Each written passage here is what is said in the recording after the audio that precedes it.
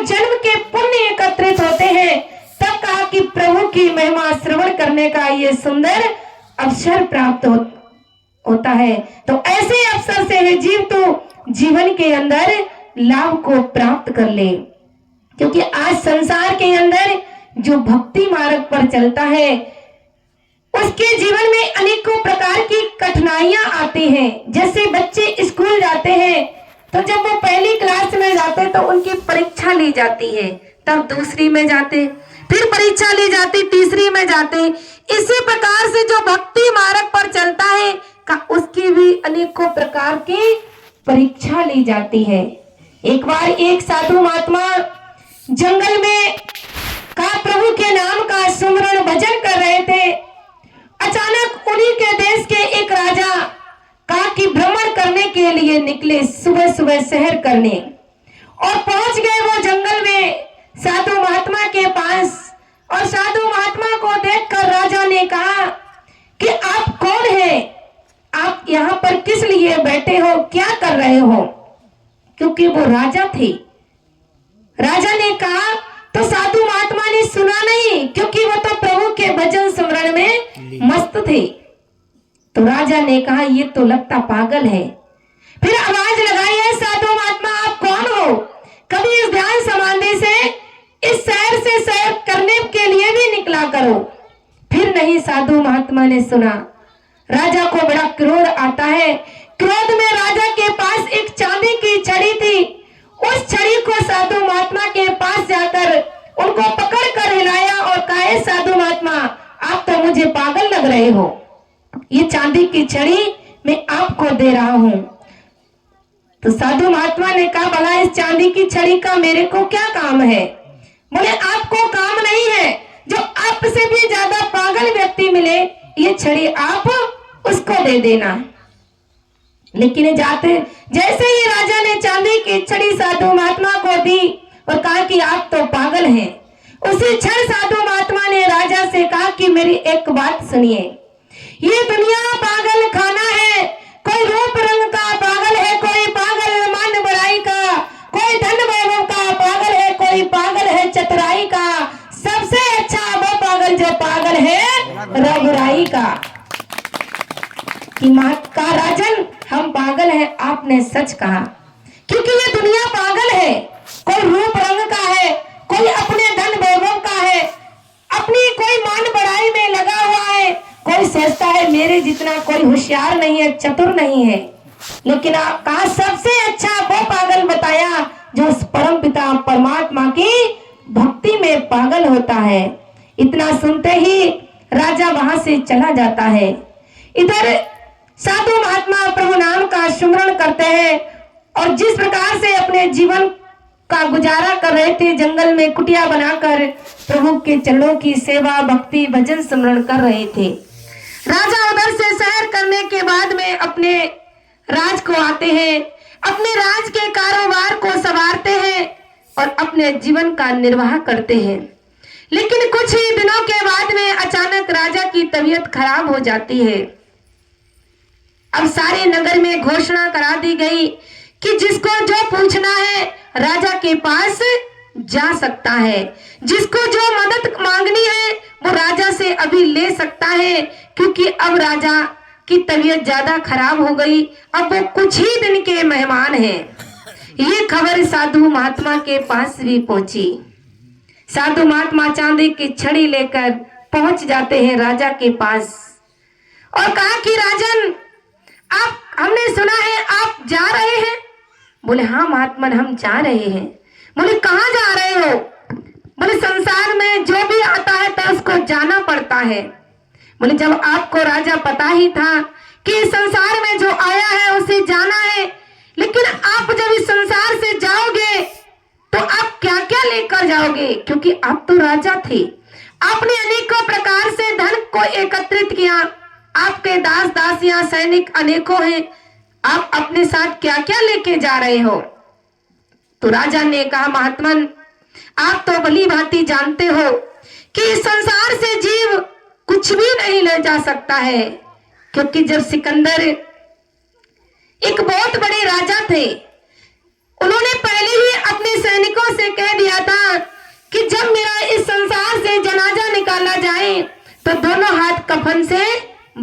कर देना, ताकि संसार के लोगों को पता चले कि सिकंदर जैसे दुनिया में लाखों आली हुए और दुनिया से जब गया तो दोनों हाथ खाली थे।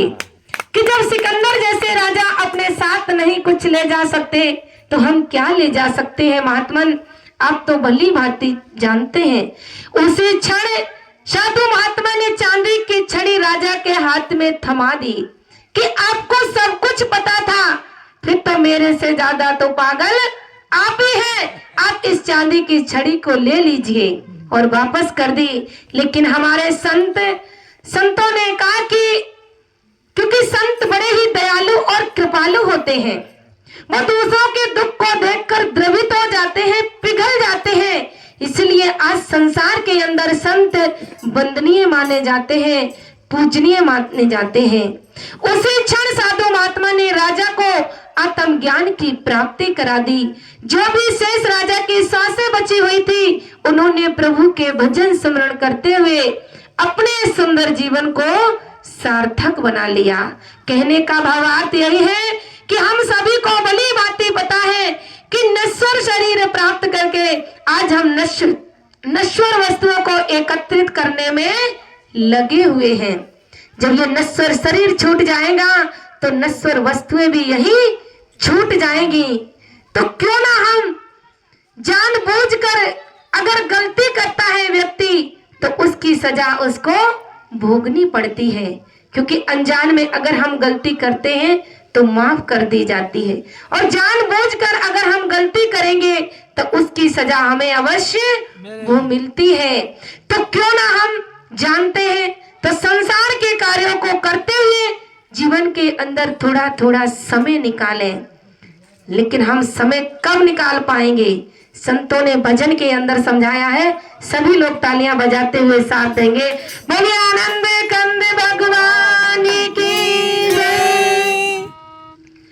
खोदई धोखे में ओ मरिया हरि नाम भजे, खोदई धोखे में ओ मरिया हरि नाम भजे, खोदई धोखे में ओ मरिया हरि नाम भजे, खोदई धोखे में ओ मरिया हरि नाम भजे, हरि नाम भजे भैया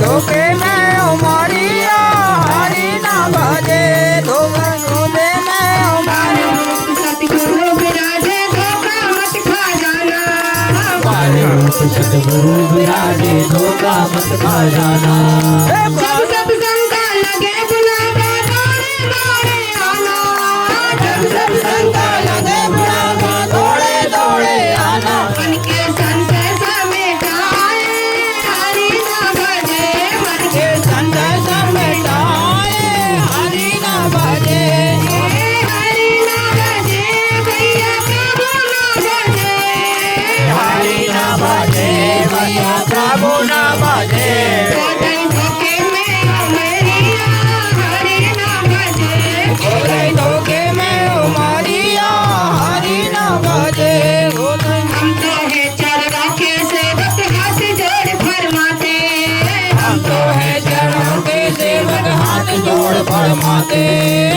सतगुरु से ध्यान लगा लेना पीछे पछतावे सतगुरु से ध्यान लगा ना पीछे पछतावे हरिया हरि ना भजे एक दिन काल के हाथ कमानिया हरि ना भजे एक दिन काल के हरि ना भजे भैया हरि ना भजे धोखे में उमरिया हरि ना भजे धोखे में उमरिया हरि ना भजे धोखे में उमरिया हरि ना भजे धोखे में उमरिया हरि ना भजे हरि ना भजे भैया प्रभु ना भजे हरि ना भजे भैया प्रभु ना भजे धोखे में उमरिया हरि ना भजे धोखे में उमरिया हरि ना भजे आनंद कंद भगवान की जय। देखो सत्संग का समय 1 बजे से 3 बजे था, लेकिन विचार करो हम खिवलासा से सागर आने में रास्ता भटक गए।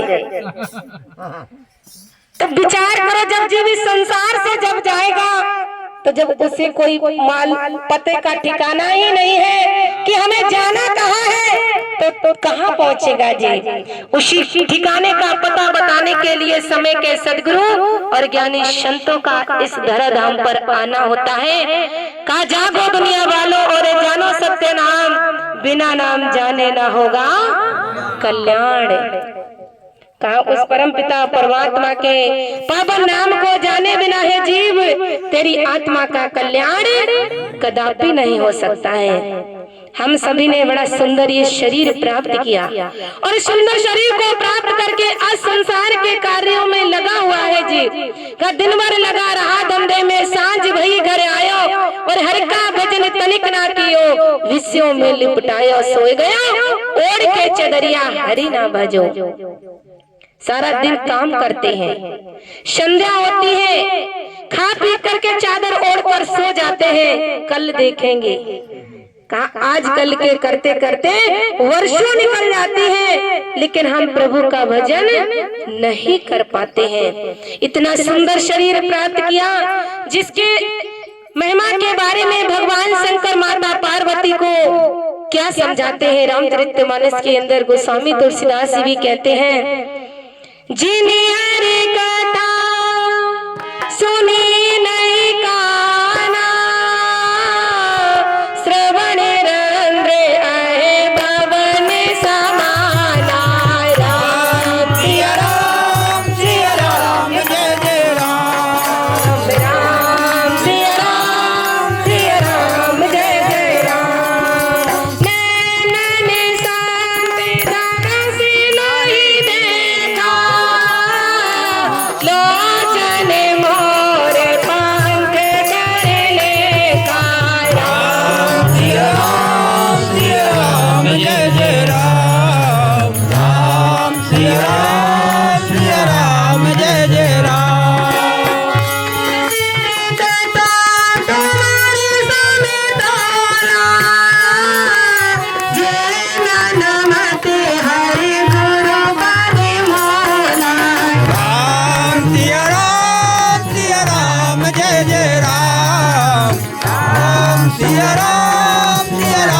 जय जय राम।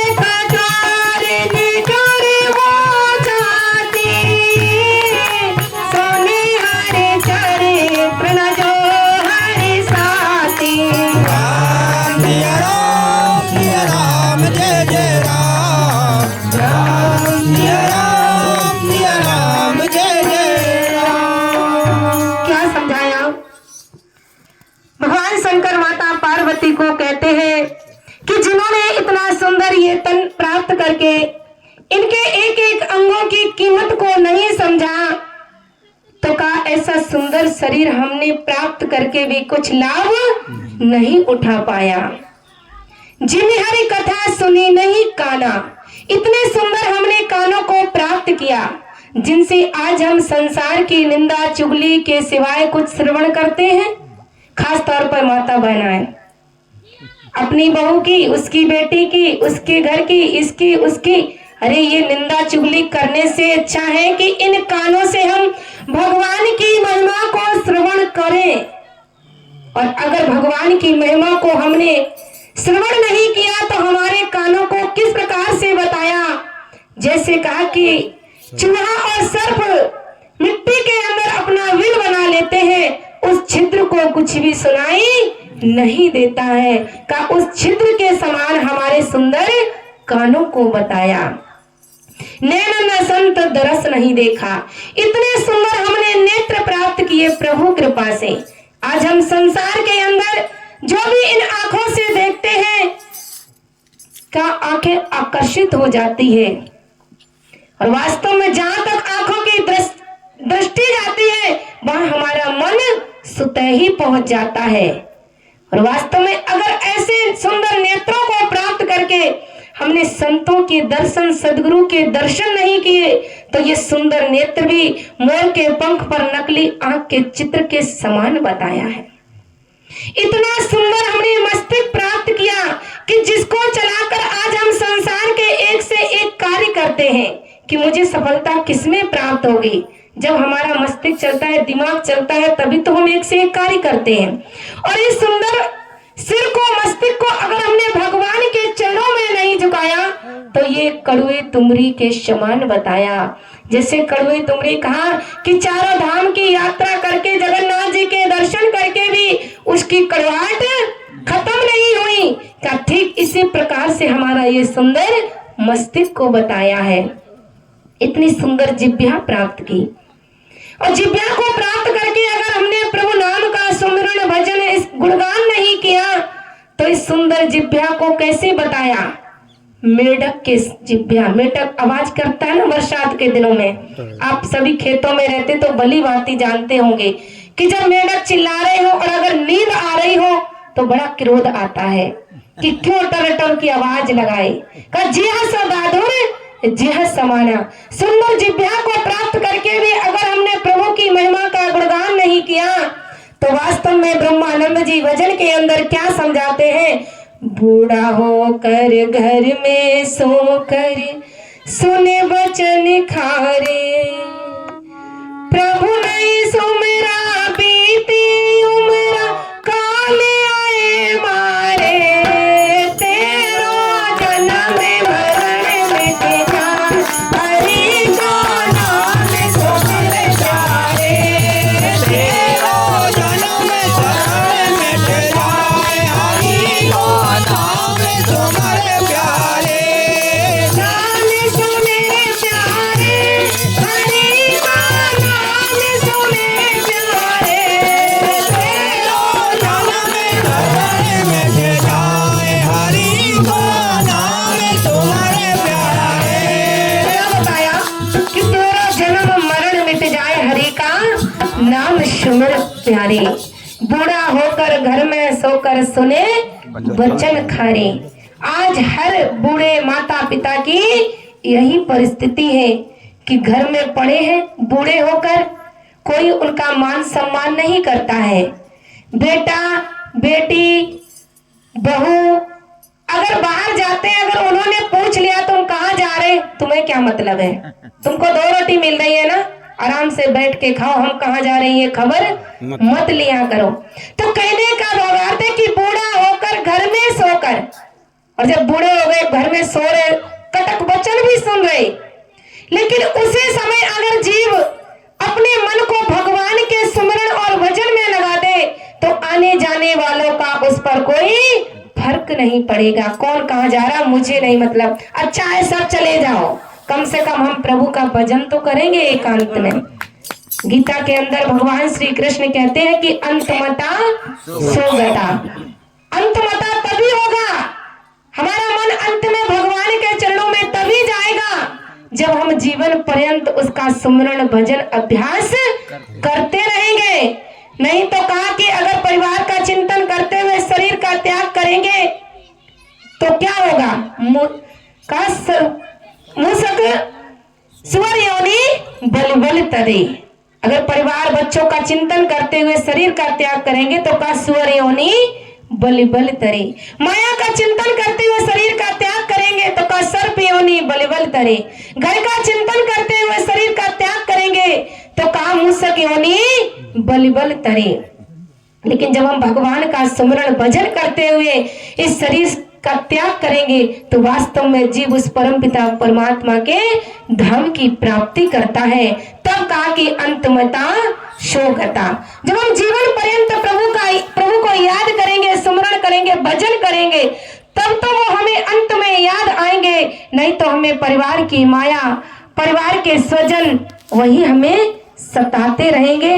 तो कहने का भावार्थ कि संसार में हम आए हैं, सब एक दूसरे के सहारे परिवार में रहकर अपने जीवन को व्यतीत कर रहे हैं, लेकिन इस जीवन को व्यतीत करते हुए हम सभी का जो एक लक्ष्य है जीवन का, वो है प्रभु चलो की सेवा भक्ति करना। जैसे राजा भर्तरी के बारे में आप सभी लोग भली भांति जानते